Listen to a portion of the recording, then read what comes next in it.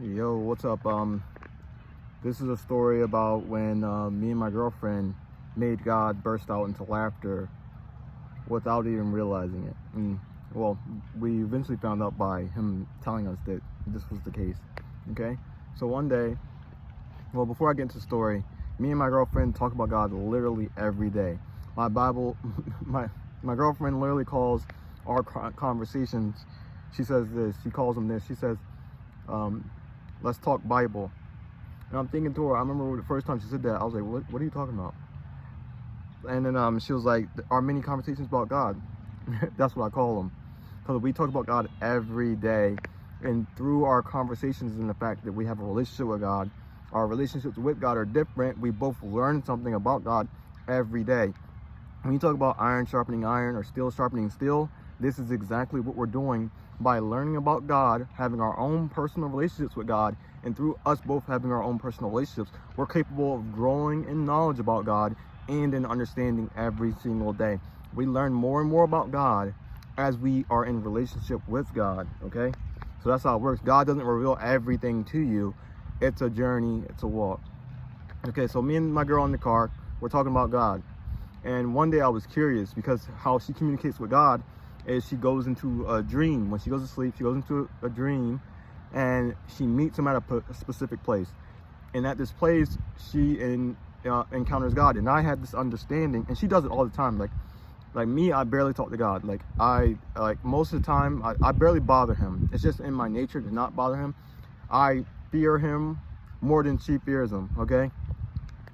And when she goes and talks to him, she most of my experiences, I wanted to say this before I jump in, most of my experiences in conversation with God are prior, right? God hasn't spoken to me too much recently. No, that's not true. Never mind. God speaks, it's complicated. I have more prior conversations with God than I do present ones, is the best way to explain that.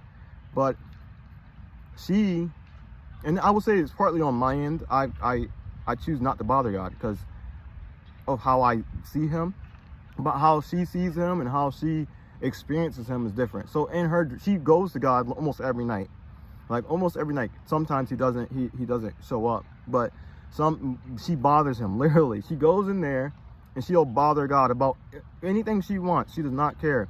And I remember I asked her in the car, we were driving this car, and I asked her, I was like, why do you bother God? Like why do you bother him every day? And this is literally what she said. She looked at me and she said, because I can.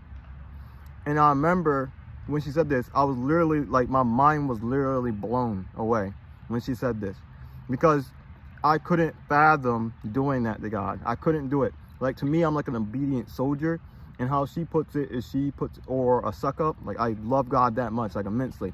And I'm not saying she doesn't. She loves him in a different way. Like, she's more of the class clown. She's a jokester. She plays with God. Me, I play with God in a different way, but I'm more, I would say I want to say I have greater respect, but that's not true. She respects him as well. It's just differently. So I would never, and when she said it to me, I would never do that, right? So obviously the conversation ended, we go on with our lives. The next day, God speaks to her in a dream, and she comes to me and she's like, we literally had God busting out laughing because of our conversation. I was like, why? And she was like, when I told you that I bother God, why I bother God, and it's because I can. God was like, you said it with chest, and that literally blew Roy's mind. And I was like, yeah, it really did. It truly did. It's because me and her see God differently. We see him the same way, but differently, because our experience with God is different. We understand that the God that we're talking to is the same God, and the likeness and how he reveals himself is the same, but our experiences and how we enjoy him is different because we are different people. So when she said it to me, it literally blew my mind, and God thought that was so funny because it literally blew my mind. Like, I could not fathom doing that to God, like bothering him every day. I would be too scared to literally poke at the bear every day. But she doesn't, like, to her, it was not poking. It's literally because she can. She goes to the Father like it's nothing. because that's their relationship, that's their dynamic. And now I will never do that. I will go to him when it's something I think is necessary or important, or if I think I have a funny joke or something that I want to do, then I'll do it. But other than that, I barely ever try to interact with God, because to me, I think he's busy and I don't need to bother him. Okay, so that's the story. God literally busted out laughing because he saw that the fact that she goes to God literally bothers him. She will bother him as much as she can, and she does it because she can. And God was like, she said it with chest, and it blew my mind. And it blew my mind that someone would literally bother the all-powerful God and they can get away with doing so. That's how God is. People don't realize how loving God is. God, it's hard to put God in a box because we experience him differently. We are created uniquely. So when you encounter God, or if you have a relationship with God, it's going to be unique to you. It's literally going to be unique to you. But we should all have the same understanding of who he is. Does that make sense? We should all understand that who he is. Like, there's certain things about God that does not change, and there's certain things that God says about himself that he will reveal, like that he will say, and every single person, it should all line up. That's how me and her know we're talking to the one true God. Not only do me and her have a relationship with God, we have someone else who has a relationship with God that's just not as good as the relationship me and her have with God. That's how we know.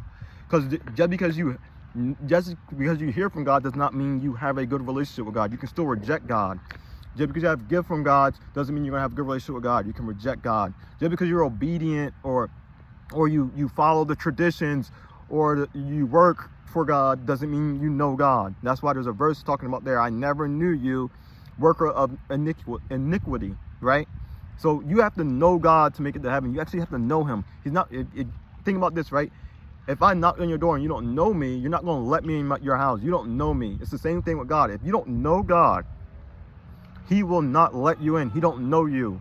Make sense? So our job down here on earth is not just to live life, and it's also to get in contact with God, the creator of the universe. That's what it's also all about. And then through that, you'll live a good life. You literally will. It's not that you're going to suffer. Well, there's sufferings in there, but I need to make a video about how, did I already make a video about suffering? Yeah, I think I already did make a video about suffering, how you can find joy in it. But it's not the end of the world. When you have God, you're okay. You're literally okay because you know that God's going to take care of you, and that this life is not the end of the world. Like, you're going to be, like, this is temporary. You're going to go somewhere way better in the end of the day. So it's okay if you lose everything here. You're going to have many things in heaven, especially if you know the Father. And you know the Son. You obviously need to know the Son. Jesus Christ is God. I need to make a video about that as well. Jesus Christ is definitely God. The Trinity is true. I'm going to make a new video about the Trinity and try and explain it better for you guys. And you need Jesus Christ's sacrifice to clean you of your sins and for the whole journey that you are down here. It's not once saved, always saved. You can walk away from God if you become just disobedient to the way he wants you to live.